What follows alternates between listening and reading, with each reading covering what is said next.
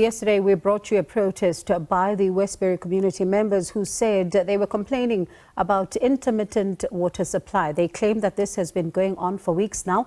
At the same time, there are concerns that infrastructure failures may lead to day zero. So, is that the case? Johannesburg Water Operations Manager Gugulethu Quma joins us live now. Good afternoon to you and thank you so much for your time. Before we even get into the issues around, of course, the heat wave and how that's also impacting the infrastructure, let's just talk about this issue of Westbury.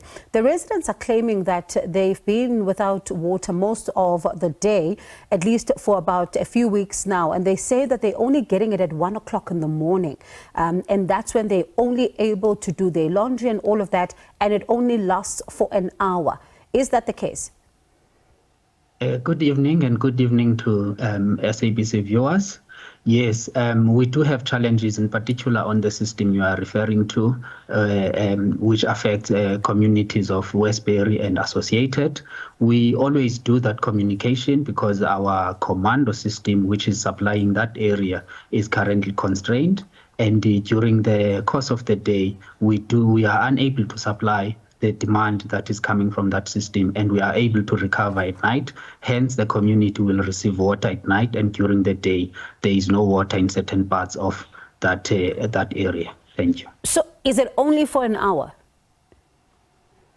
It's difficult to measure that because water systems are quite dynamic. It depends on the day. At times, because we are recovering most of our systems at night, during the course of the day, we're supplying large areas, normal supply communities and the businesses and all the customers that are supplied, in particular from Commando and the area that is supplying the area in concern is steel reservoirs. And those reservoirs are quite constrained. We have to do some interventions and reconfigurations so that at night we are able to get as much water as possible to that system. So it is possible that at times there will be water for a few hours at night, but other days we are able to supply the area throughout the night, in particular up to the morning when we receive the morning peak. So I'm going to get to interventions in just a moment, but help me understand. If someone goes to work during the day and they possibly don't get water, or somebody is at home during the day, they don't get water, and they're only getting it at 1 in the morning, and that's when they can only do whatever that they need to do, how sustainable is that? Definitely not sustainable, and it's quite an inconvenience to the customers, as you've alluded to. And we do not pride our supply in that form, because we're supposed to be supplying. In fact, our mandate as the Johannesburg Water is to deliver water and sanitation services to all the residents and customers within the city of Johannesburg.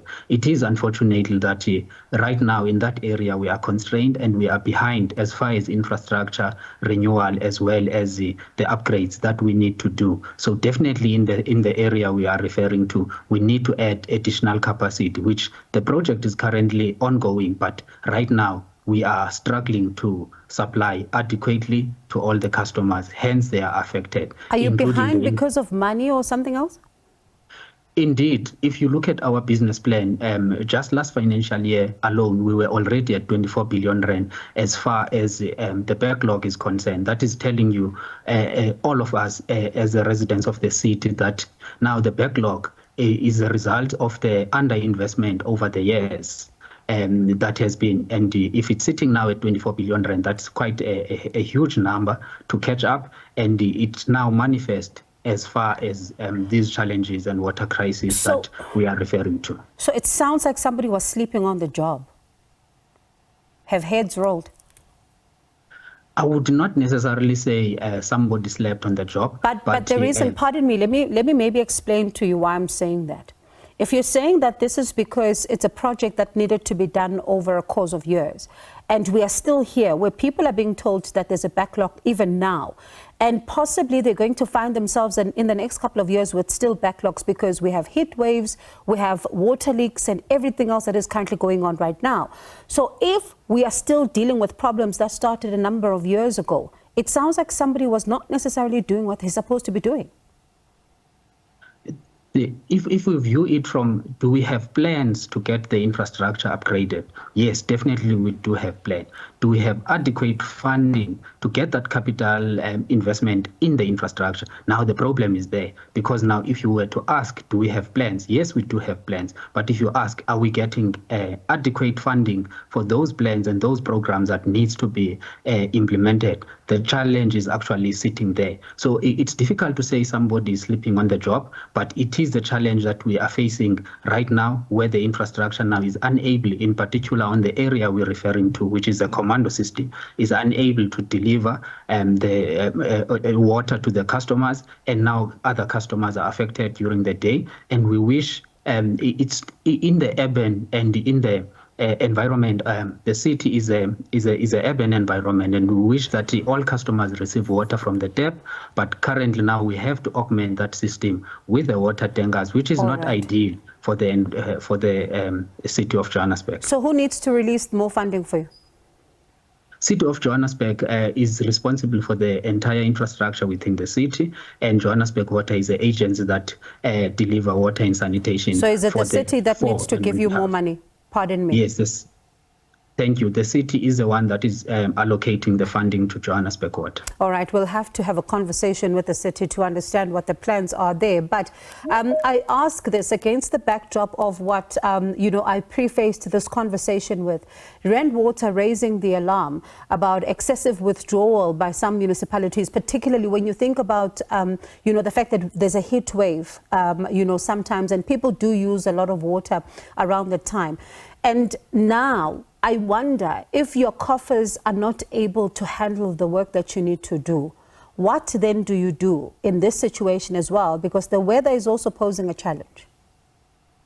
It's definitely uncomfortable that we have to use unconventional means to arrest the demand that you are referring to. But when we arrest that demand through the water demand management intervention, it means there's going to be inconvenience in certain areas where now there will be no water, and we have sometimes to close some of the system. We're already closing overnight so that we can be able to have a capacity during the day. But if you look at the release that you are talking about, generally from the audit, the no drop and the blue drop that you are referring to, most of the cities are currently averaging at 33% physical losses.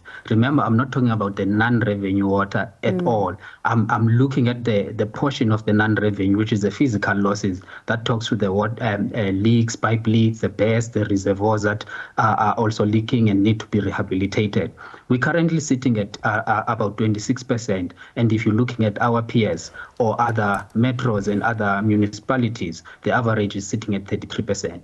We're not proud with the 26% because it's way high, and the international norm is way below 18%. And we need to benchmark below 18%, perhaps, because there will always be losses in the water system. But we need to reduce that to an acceptable norm so that we are not bleeding water throughout the streets and the best in the suburbs that we always drive and see water. When does that happen?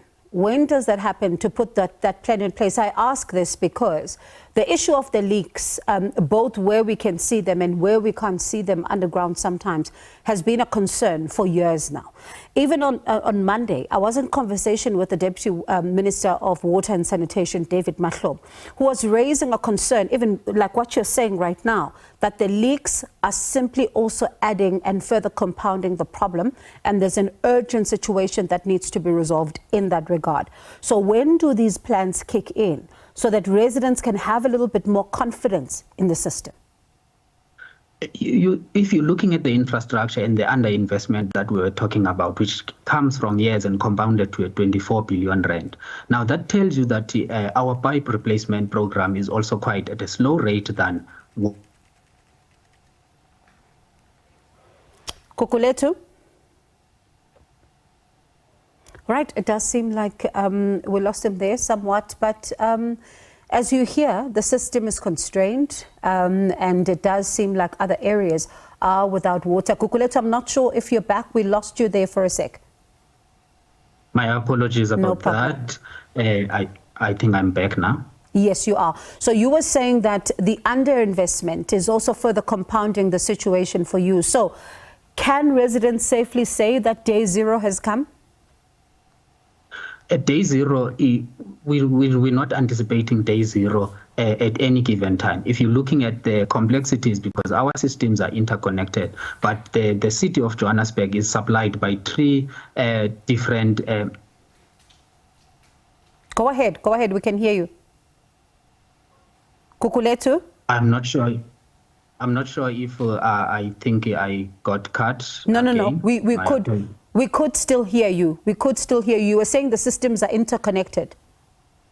Yes, the systems are interconnected, and that gives a flexibility that we do know. You will always hear Ekenhof pump station. It affects a certain area of the city. If you're looking at the other area, Palmit is supplying the certain section which that will be your Sentin up to Midrand. And if you're looking at the CBD, Johannesburg Central is also supplied by another system, Zwart copies. So we do not anticipate that all those systems, even though they are interconnected, but they are also independent to some extent. So we do take that flexibility as giving us an opportunity to say we can escape day zero. But now the issue is a consumption. The consumption is unsustainable. We should be consuming, as far as numbers are concerned, slightly below 1,500 megaliters a day as a city of Johannesburg. We're currently averaging at 1,700. Where is the 200 megaliters coming from? Because now it needs to come from that system. And hence we need to put water demand management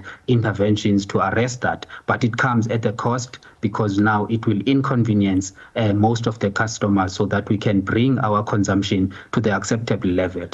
You also asked a question about the infrastructure that is bleeding, the pipes that are bursting and all that. Yes, we calculate that now as a demand, even though it's not going to the customer's property. It doesn't necessarily mean we are billing the customer, but when we're looking at the holistic consumption of the city, we also add that, because now that consumption is the water that Johannesburg Water has acquired from the bulk supplier, which is Rand Water in this case.